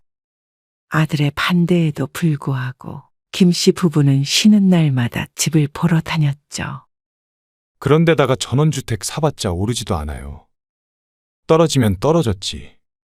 그런 김 씨를 보고 아들은 혀를 차곤 했습니다. 그러지 마시고 차라리 그 돈 저한테 주시면 제가 투자할 곳 좀 알아볼게요. 집 살 거라니까? 아니, 여행 가고 싶으면 그때그때 호텔에서 주무시면 되죠. 그게 집을 사는 것보다 훨씬 싸요. 됐어. 엄마 아빠가 알아서 할 테니까 도와주지 않을 거면 신경 쓰지 말어. 어쩌면 맞는 말일 수 있지만 그래도 내 집을 갖고 있는 것과는 달랐습니다. 그렇게 3개월. 결국 김 씨 부부는 원하던 집을 사게 되었습니다. 바닷가와 걸어서 5분 거리 전원주택이었습니다. 150평 대지 위에 있는 아담한 2층 주택이었죠. 자주 가지도 못할 거면서. 아들은 그 뒤로도 계속 투덜거렸죠. 그래도 김 씨 부부는 좋았습니다. 한 달에 2~3번밖에 못 내려가기는 했지만 쉬는 날만을 손꼽아 기다리게 되었죠. 우리 올해부터는 쉬는 날 좀 늘리자. 가끔씩 내려가서 잡초도 뽑고 바닷가도 거닐고 김 씨 부부는 대부분 쉬는 날을 별장에서 보냈습니다. 그리고 남편의 말대로 쉬는 날을 늘려서 식당 일도 조금 쉬엄쉬엄 하기로 했습니다. 그러던 어느 날 엄마, 저희 이번 여름 휴가요.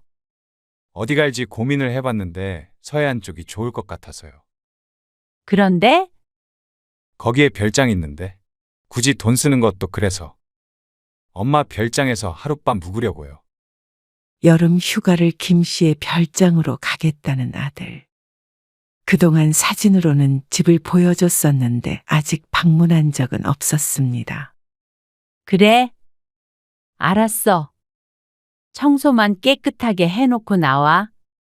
김 씨가 아들에게 비밀번호를 가르쳐 주며 말했습니다. 숙박비 대신에 잡초 좀 뽑아주고. 안 그래도 요즘에 일이 바빠 못 내려가고 있던 참이었습니다. 그리고 별장에 다녀온 아들이 말했습니다. 엄마, 집이 진짜 좋긴 하던데요. 그렇지? 사길 잘했지? 바닷가도 가깝고 정이도 진짜 마음에 들어 하더라고요. 아들도 그렇게 반대를 하더니 막상 가보니 좋았던 모양이었습니다. 아들 며느리는 그 뒤로도 종종 놀러 갈 일이 있으면 김 씨의 별장을 이용하곤 했습니다. 그런데 바닷가 앞 집을 샀다는 걸 다른 친척들이 알았는지 김 씨에게 연락이 왔습니다. 그래서 2박 3일로 놀러 가려는데 성수기라 그런가 방도 없고 더럽게 비싸더라고요. 형수네 별장에서 2밤만 묵으려고 하는데 아무래도 여름 휴가로 인기가 있는 지역이라서 그런가 펜션처럼 생각되는 모양이었습니다. 하지만 남도 아니고 가족이 이용한다는데 거절할 수가 없었죠. 대신 담배는 피시면 안 돼요. 특히 2층은 벽이 전체 다 편백나무라서 담배 피다가 잘못하면 불나요. 냄새도 많이 나고. 아이 당연히 담배는 밖에서 피죠. 그렇게 시동생에게 집을 빌려준 다음 주 식당 문을 닫는 날에 김 씨는 남편과 함께 별장으로 내려갔습니다. 그런데 집 상태를 보고는 말을 잃었습니다. 이게 다 뭐야?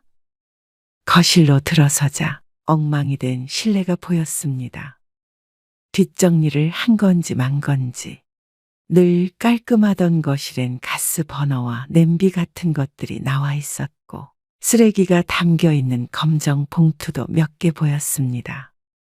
싱크대에도 다 정리되지 않은 식기들이 널브러져 있었죠. 밖에서 펜션을 이용해도 이것보다는 깨끗하게 쓸 텐데 어떻게 가족 집을 빌리면서 이렇게 지저분한 상태로 돌아간 건지 어이가 없었습니다. 아이고, 집 안으로 한 발 떼서 들어가는 순간 김 씨는 바닥으로 자빠져 버렸습니다. 괜찮아? 남편이 서둘러서 김 씨를 일으키는데 남편도 휘청거렸습니다.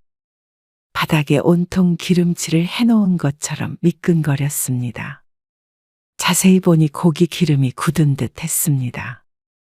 바깥에 그릴이 있는데 안에서도 고기를 구워 먹은 것 같았죠. 아니, 바닥에 신문지도 안 깔고 이게 뭐야? 아이고, 남편도 골치가 아픈 듯 했습니다. 벽지도 찢어졌네. 도대체 집에서 무슨 짓을 한 건지 집골이 엉망이었습니다. 그리고 2층에 올라가니 편백나무 냄새 사이로 담배 냄새가 희미하게 났습니다. 김 씨의 표정이 굳어 있으니 남편이 안절부절 못했습니다. 이놈의 자식이 깨끗하게 쓰라니까. 남편이 남동생에게 전화를 해서 한바탕 욕을 퍼부었습니다. 아침에 급하게 나오느라 못 치웠다고 변명을 하는데 집이 그 정도 수준이 아니었습니다. 그 뒤로는 시동생과 마주쳐도 왠지 어색한 기류가 흘렀습니다. 언니, 우리 휴가 가려는데 언니네 별장 좀 쓰면 안 될까? 안 돼. 지난번에 얘기했잖아. 아니, 딱 3일만 쓸게. 그리고 숙박비도 낼게. 20만 원에 좀 빌려주라. 아니야. 100만 원을 줘도 그건 안 돼. 미안하지만 너무 치사한 거 아니야? 김 씨 부부는 그 누가 부탁을 해도 집을 빌려주지 않았습니다. 하지만 아들의 요청까지 거절할 수는 없었습니다. 다음 주말에 별장 좀 써도 돼요? 그래, 써. 아, 근데 저희끼리 가는 건 아니고요. 처갓집 식구들이랑 같이 그쪽 주변에서 하루 묵으려고 했는데요. 장모님이 엄마 별장에 대해서 물어보시더라고요. 한번 가보고 싶으시다고. 정이가 너무 좋다고 자랑했었나 봐요. 사돈 총각이랑 다 같이? 너도 다른 사람한테는 별장 안 빌려주는 거 알잖아. 네. 근데 다른 사람도 아니고 처가 부탁이라. 또 장모님도 나중에 시골 내려가서 전원주택에 살고 싶으시다고. 구경도 할 겸 가보고 싶으시대요. 마침 바깥사돈도 얼마 전에 은퇴하고 쉬고 있다는 말은 들은 적이 있었습니다. 여기서 김 씨가 싫다고 하면 아들의 입장이 곤란해질 것 같아서 다른 선택지가 없었습니다. 그럼 네가 책임지고 깨끗하게 써. 알겠지? 당연하죠. 그렇게 아들과 사돈에게 별장을 빌려주고 나서 2주 뒤에 가본 김 씨는 집 상태를 보고 무척 만족스러웠습니다. 별장은 깨끗하게 정리되어 있었고 다녀간 뒤에는 사돈에게서 따로 연락도 받았습니다. 좋은 집 빌려줘서 감사하다고, 너무 힐링이 됐다며 말이죠. 그래서 빌려주고 나서도 뿌듯하기도 했습니다. 그런데 그렇게 아끼는 별장에 한동안 못 가게 되는 일이 생겼습니다. 다음 주에 하루만 별장 쓸게요. 그래. 그렇게 해. 근데 요즘 별장 안 가시나 봐요. 저번에 갔을 때 풀이 엄청 자라 있던데. 아이고, 가서 관리 좀 해야 되는데. 영숙 씨 알지? 주방에서 일하는 이모. 네. 지난달에 일을 그만뒀는데 일할 사람이 없네. 시간이 없어서 못 가고 있어? 그래도 식당 쉬는 날 있잖아요. 쉬는 날엔 병원 다녀. 일이 늘어났더니 허리가 말썽이네. 하필이면 식당에서 가장 오래 일했던 직원이 아들이 사는 서울로 떠나는 바람에 곤란하게 됐습니다. 가끔은 식당을 맡겨놓고 쉴 때도 있었지만 이제는 그게 불가능했고 새로운 사람도 아직 못 뽑은 상태였습니다. 그러다 보니 원래도 좋지 않았던 허리가 요즘도 아파서 매주 물리치료를 다니고 있었습니다. 그럼 제가 내려간 김에 예초기 좀 돌릴게요. 어머, 그래 줄래? 김 씨가 깜짝 놀라서 물어보자 아들이 대수롭지 않게 대답했습니다. 가끔 내려가서 제가 관리하죠. 뭐. 어려운 것도 아니고. 김 씨는 참 잘 됐다고 생각했습니다. 그래서 그 뒤로는 별장에 못 가봐도 아들이 어련히 알아서 유지를 하고 있겠거니 생각했죠. 그런데 어느 날 아들이 깨름칙한 질문을 했습니다. 엄마 요즘에 별장 못 가시잖아요. 그렇지? 만약 누가 좀 장기적으로 별장을 빌려달라고 하면 어쩌실 거예요? 갑자기 왜 그런 걸 물어? 누가 빌려달래? 아, 그건 아니고요. 요즘 거의 안 가시길래. 혹시나 해서요. 비워두기는 아깝잖아요. 그래도 그러고 싶지는 않네. 가끔 가더라도 우리 집인데. 집을 빌려주는 건 좀 그렇지. 돈을 줘도요? 아이 골치 아파서 싫어. 무슨 일이 날지도 모르고. 아들은 김 씨의 대답을 듣고는 싱겁게 전화를 끊었습니다. 김 씨도 뜬금없는 아들의 질문이 이상하긴 했지만 이내 잊었습니다. 그런데 이상한 일은 또 있었습니다. 어느 날 전기요금 고지서를 문자 메시지로 신청할 수 있다기에 별장 고지서도 모바일 고지서로 바꿨습니다. 그런데 띠링 울리는 문자 메시지를 확인하고는 김 씨는 깜짝 놀랐습니다. 여보, 이거 봐. 무슨 전기세가 이렇게 많이 나와? 3달치 전기세가 밀려 있었는데 금액이 78만 원이 찍혀 있었습니다. 아들이 관리해 준다고 했고 보통은 비워져 있는 집이니 전기세나 수도세는 아들에게 10만 원씩 입금해 주고 있었습니다. 아들이 가끔씩 들려서 사용하더라도 보통은 그 정도 안에서 해결이 되고도 남아야 정상이었죠. 그런데 전기세가 밀려 있는 건 그렇다 치더라도 금액이 비정상적이었습니다. 누전되고 있는 거 아니야? 남편도 무척 놀란 눈치였습니다. 에어컨을 몇 번 틀어도 이 정도 금액이 나올 수가 없었죠. 그런가 보다. 한전에다가 전화를 해봐야 하나? 그런데 한전에다 전화를 해봤더니 검침이 그렇게 됐다고 했습니다. 아무래도 누전이 되고 있는 것 같았죠. 준영이한테 연락해봐. 남편의 말을 듣고 김 씨는 아들에게 전화를 걸었습니다. 그리고 전기세에 대해 이야기하자 아들이 당황하며 대답했습니다. 아, 그거 누전 아니에요. 뭐? 그럼 어떻게 이렇게 전기세가 많이 나와? 제가 콘센트에 전자제품을 뭐 하나 꽂아뒀는데 계속 가동이 됐나 봐요. 아마 그것 때문인 것 같아요. 전기요금 고지서를 확인을 못했네요. 제가 바로 낼게요. 걱정 마세요. 아니 뭘 꽂아뒀길래 그렇게까지 많이 나와? 아, 별거 아니에요. 제가 지금 낼게요. 이따가 전화 드릴게요.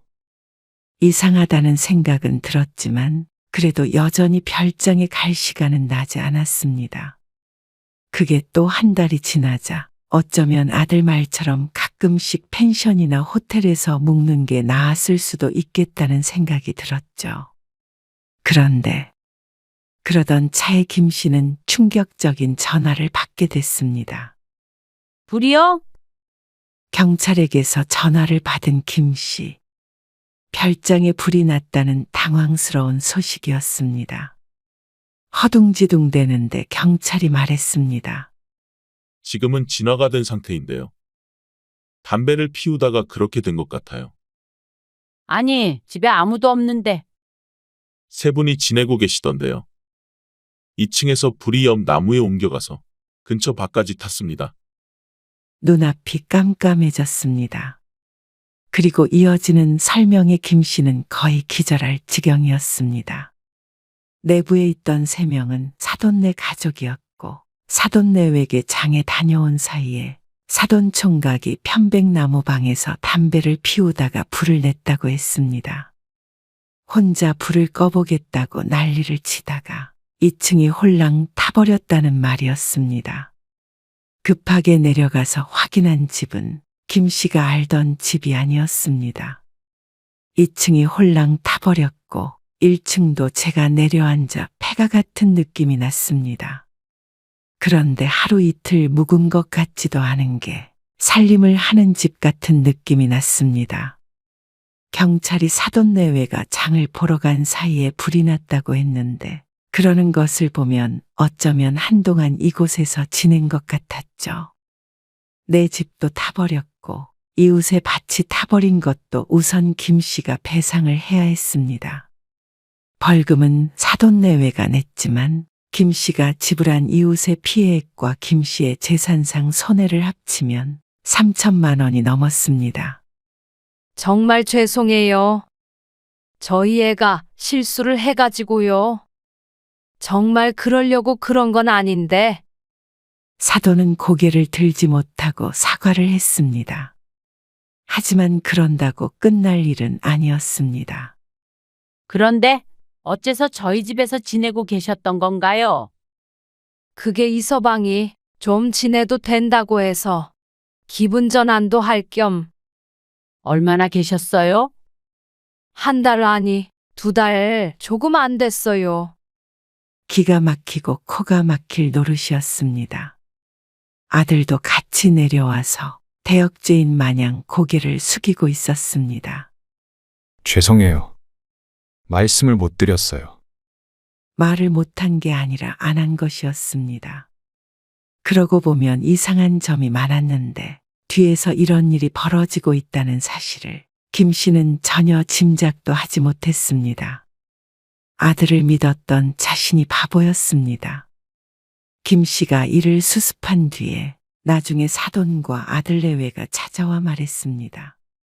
정말 죄송합니다. 그래도 아무도 안 다친 게 다행이죠.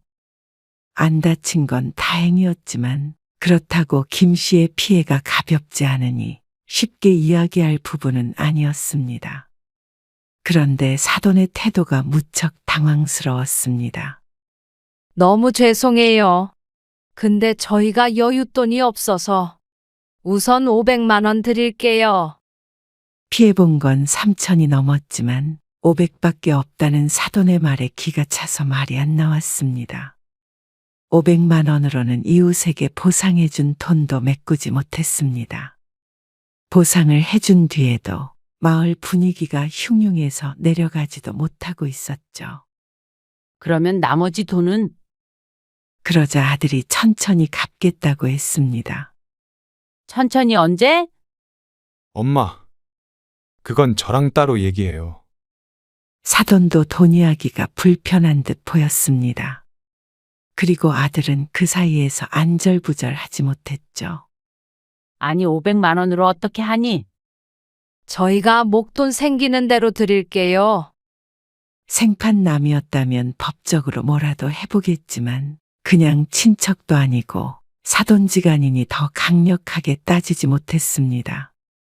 아들도 차차 갚는다고 하니 속은 쓰리지만 그렇게 하라고 얘기하고 헤어졌습니다. 그런데 한 달이 지나도 두 달이 지나도 깜깜무소식이었습니다. 단 100만 원도 추가적으로 받지를 못했죠. 도대체 돈은 언제 주는 거야? 지금 사정이 좀 어려우신가 봐요.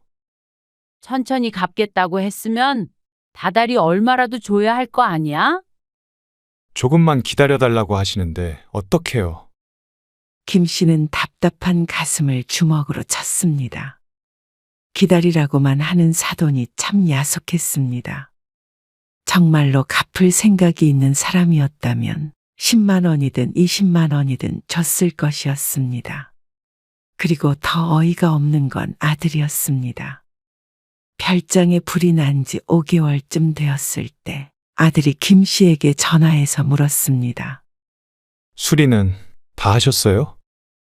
그래. 수리는 다 하긴 했는데 갈 수가 없다. 왜요? 아, 왜긴 왜야?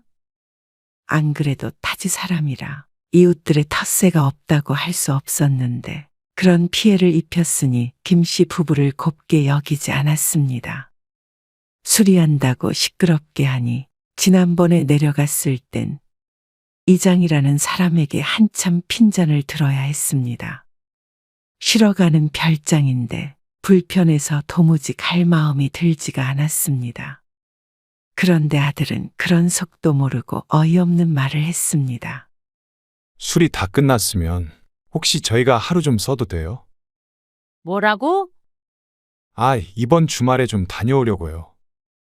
놀러 갈 돈이 있으면 엄마 돈이나 갚어. 아, 돈이 많지가 않으니까 별장에서 좀 묵자는 거죠. 호텔은 비싸니까. 너 정말 양심은 있니? 너희 장모는 그 돈 언제 준대? 금방 주신대요. 그래서 이번에도 같이 내려간다는 거야? 그렇죠. 아니, 그 시간에 차라리 돈을 벌어야 되는 거 아니니? 양심이 있으면 왜 그런 식으로 말씀하세요? 너희끼리 쓴다고 해도 이제는 안 돼? 그런데 이런 태도는 아들만 그런 것이 아니었습니다. 결국은 참다 못한 김 씨는 사돈에게 직접 연락을 했습니다. 아들에게 아무리 얘기해도 반년 넘게 흘러서 받은 금액이 고작 200만 원이었습니다. 김 씨네 별장이 아니더라도 놀러 갈 건 다 가는 것 같은데 김 씨에게 줄 돈만 없는 듯 했습니다. 사돈, 안녕하셨어요. 아, 어쩐 일로 연락을 다? 다름이 아니고요. 저희 별장은 팔기로 했어요. 아이고, 그러셨구나. 불났던 집이라 헐값에 내놔야 하는데 지금 그 수리비조차 못 받고 있어서 제가 너무 답답해서 전화드렸어요. 아, 돈이요? 저희가 요즘 사정이 좀 안 좋아요. 바깥 양반은 퇴직해서 돈벌이도 없고 그 큰 돈을 어떻게 바로 마련을 하겠어요? 바로가 아니라 벌써 1년이 다 돼가요. 당장에 몇 천이 어디서 나냐고요? 그렇다고 이렇게까지 전화를 해서 따지셔야겠어요. 아니, 따지는 게 아니고요. 있는 사람이 좀 베풀면 어때서요? 그리고 사돈끼리 돈 가지고 이러시는 거 정말 아니죠? 적반하장도 유분수였습니다. 그리고 사돈에게 전화했다는 사실을 안 아들도 김 씨를 비난했습니다. 아니, 장모님한테 전화하셨어요? 그래, 도대체 왜 그러셨어요? 그러면 제 입장이 뭐가 돼요? 그동안 네 입장 생각하느라 참은 거야. 고소하고 싶은 거를. 고소요. 그러면 제가 처가에서 고개라도 들겠어요? 천천히 갚겠다고 하시잖아요. 만약에 장모님이 못 주시면 저라도 드릴 테니까 걱정하지 마세요. 아들의 말에 김 씨는 크게 충격을 받았습니다. 그동안 김 씨가 참았던 것이 배려인 줄 모르고 도리어 화를 내는 아들이 괘씸했습니다. 그래? 네가 대신이라도 갚는다고 그랬지?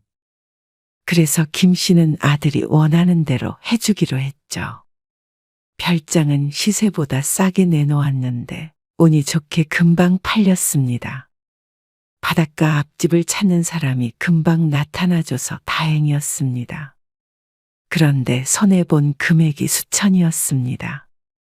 그래서 김 씨는 아들이 살고 있는 빌라도 부동산에 내놓았죠.